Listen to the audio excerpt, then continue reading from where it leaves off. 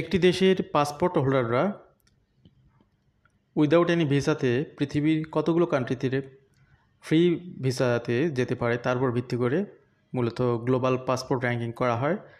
প্রত্যেক বছরই এই র্যাঙ্কিংগুলো পাবলিশ হয়। তো পৃথিবীর নাম করা সেরা একটি citizenship and residency company Henley and partner, তারা সাধারণত খুব অ্যাকসেপ্টেবল তথ্যের ভিত্তিতে পাসপোর্ট র্যাঙ্কিংগুলো করে থাকে। 22শে জুলাই তারা সর্বশেষ তাদের ইন্ডেক্সটি পাবলিশ করেছে।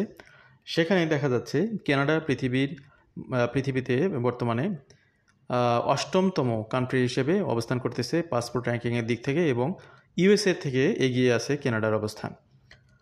তো আজকের আয়োজনটা একটু ভিন্নধর্মী, মূলত গ্লোবাল পাসপোর্ট র্যাঙ্কিংয়ে কানাডার অবস্থান, ইউএসএর অবস্থান এবং অন্যান্য দেশের অবস্থান আজকের আলোচনায় জানবেন, এবং তার আলোকে আপনি সিদ্ধান্ত নিতে পারেন আপনি কানাডায় আসবেন, ইউএসএ যাবেন নাকি ইউরোপের বিভিন্ন কান্ট্রিতে যাবেন।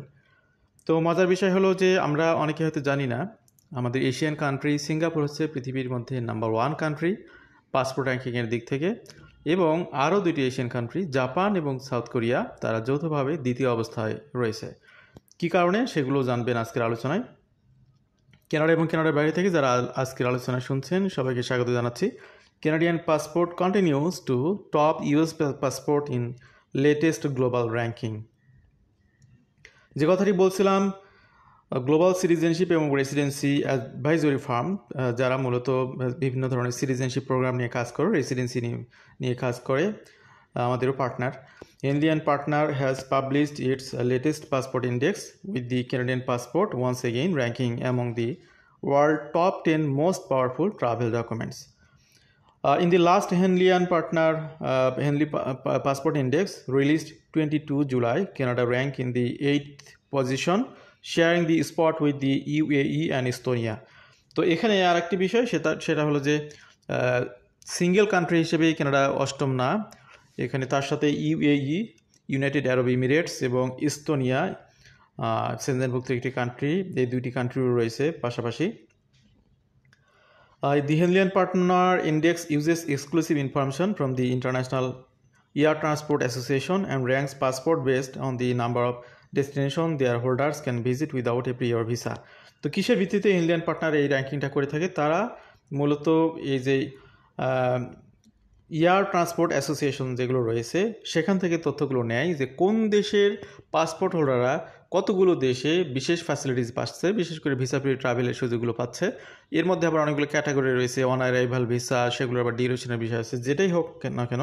তো তার আলোকে এখানে যে দেশগুলোকে বিশেষ ফ্যাসিলিটিস দেওয়া হয় ইন্টারন্যাশনালি, সেটার ভিত্তিতেই মূলত এই র্যাঙ্কিংগুলো করা হয়। As per the latest ranking, Canadian passport holders can visit 184 countries. তো বর্তমানে কানাডার যারা পাসপোর্ট হোল্ডার কানাডা থেকে শুনতেছেন তারা 184টি কান্ট্রিতে প্রিয়র ভিসা ছাড়াই তারা ট্রাভেল করতে পারবেন। অনেক দেশে ভিসা লাগবে না, অনেক জায়গাতে অন অ্যারাইভাল ভিসা নিতে হবে। How does Canada compare with previous rankings? তো আগের র্যাঙ্কিংয়ে যেটার অবস্থান ছিল কানাডার, আগে থেকে একটু তাদের কান্ট্রির সংখ্যা কমে গেছে। গত বছরে 188টি কান্ট্রিতে তাদের ভিসা ফ্রি অ্যাক্সেস ছিল, সেক্ষেত্রে তাদের এখন 184টি কান্ট্রিতে অ্যাক্সেস থাকতেছে। তো এরপরে ইউএসএর তুলনায় কানাডার অবস্থান অনেক স্ট্রং। ইউএসএ 20 বছরের মধ্যে প্রথমবারের মতো এখানে আপনার টপ র্যাঙ্কিং জায়গা থেকে তারা সরে গেছে। তো এই জন্যই এই বিষয়টি ইউএসএ যারা আছেন তারা হয়তো এই বিষয়গুলো খুব বেশি নেগেটিভ পজিটিভ ইস্যু তা না, জাস্ট মানের বিষয়টা আপনারা জানতে পারলেন। What are the most powerful passport in the world, যেটা বলছিলাম যে সিঙ্গাপুর পাসপোর্ট সবচেয়ে বেশি স্ট্রং, বর্তমানে 193টি ডেস্টিনেশনে উইদাউট প্রিয়র ভিসা আপনারা ট্রাভেল করতে পারবেন। জাপান এবং সাউথ কোরিয়া তারা সেকেন্ড প্লেসে রয়েছে, তারা 190টি কান্ট্রিতে ভিসা ফ্রি ট্রাভেলের সুযোগ দিচ্ছে। There was a 7-way tie for third place amongst European nations. এখানে থার্ড প্লেসে অনেকগুলো টাইজ হয়েছে, Denmark, Finland, France, Germany, Ireland, Italy, Spain. Those countries offer their passport holders visa free access to 189টি destination.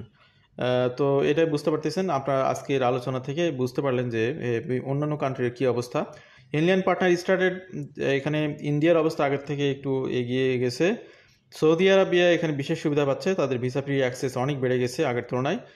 On the flip side, the UK and US continue to follow a downward trend, both dropping a spot since January 2025.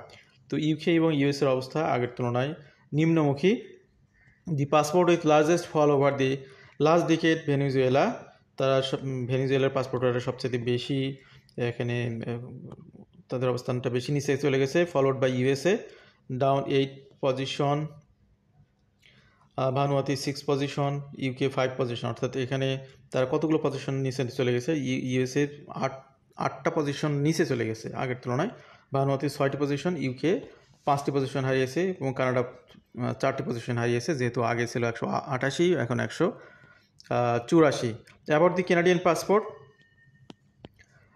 in addition to offering visa-free or visa on arrival access 184 countries, the Canadian passport also streamless re-entry into Canada, making travel more convenient and efficient. Many Canadians acquire citizenship automatically either by born in Canada or through descent from Canadian parents. তো যে কোনোভাবে আপনি কানাডার citizen হন না কেন, আপনি passport holder হলে এই সুযোগগুলো কনজিউম করতে পারবেন। বিশেষ করে আপনারা যারা আউট অফ কানাডা থেকে তারা ন্যাচারালাইজেশন কানাডিয়ান সিটিজেনশিপ লাভ করেন। On the other hand, must first become permanent resident, reside in Canada for the last 3 years before being eligible to apply for citizenship. তো খুব সহজ বিষয় যে আপনারা জানেন কানাডার সিটিজেন হতে হলে প্রথমে আগে আপনার পার্মানেন্ট রেসিডেন্টে কনভার্ট হতে হয় কোনো না কোনো পিআর প্রোগ্রামের মাধ্যমে। এই পিআর প্রোগ্রামে এখানে কানাডাতে এসে 5 বছরের মধ্যে 3 বছর যদি আপনি কানাডাতে বসবাস করেন তাহলে সিটিজেনশিপের জন্য আবেদন করতে পারেন। সিটিজেনশিপ লাভ করার পরে বিশেষ কিছু প্রক্রিয়া মেনটেন করে আপনি পাসপোর্ট হোল্ডার হতে পারেন। তো আজকের আলোচনাটি আমরা ইতি টানবো। এখানে মূলত লাস্ট যে র্যাঙ্কিং সেটা আপনারা জানলেন, কানাডিয়ানরা তাদের অবস্থাটা বুঝতে পারলেন, USA কানাডার পার্থক্যটাও কিছুটা হলে বুঝতে পারলেন। আমরা যে কান্ট্রিগুলোকে খুব বেশি মূল্যায়ন করি না সেগুলোই কিন্তু আমাদের নাকের ডগায়, বিশেষ করে 1, 2 সাউথ কোরিয়া যৌথভাবে জাপানের সাথে সেকেন্ড অবস্থানে রয়েছে, সিঙ্গাপুর নাম্বার 1। তো এইগুলোকে হয়তো আমরা খুব বেশি গোনায় ধরি না। সিঙ্গাপুরে কিন্তু পড়াশোনাও করা যায়, তবে সিঙ্গাপুর অবশ্যই এক্সপেন্সিভ সিটি, এক্সপেন্সিভ কান্ট্রি, এই বিষয়টি মাথায় রাখতে হবে। অনেক ছোটো কান্ট্রি, কিন্তু তাদের ডেভেলপমেন্টের কারণে তারা পৃথিবীতে নাম্বার 1 পজিশনে চলে গেছে, তাদের পলিটিক্যাল স্ট্যামিনার কারণে। যাই হোক, আনুষঙ্গিক বিষয়গুলো আর কথা বলার প্রয়োজন নেই। আমাদের সাথে থাকার জন্য আবারও ধন্যবাদ। আল্লাহ হাফিজ, সালামু আলাইকুম।